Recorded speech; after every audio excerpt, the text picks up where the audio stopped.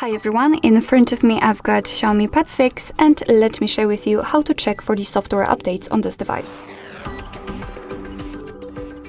Let's start with opening the settings, and then in this left section we have to find About Tablet.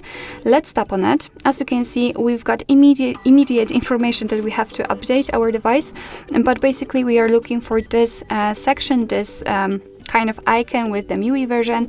As you can see, we've got also this red dot that we can update it. However, if you do not have this option or information available, you can still check it.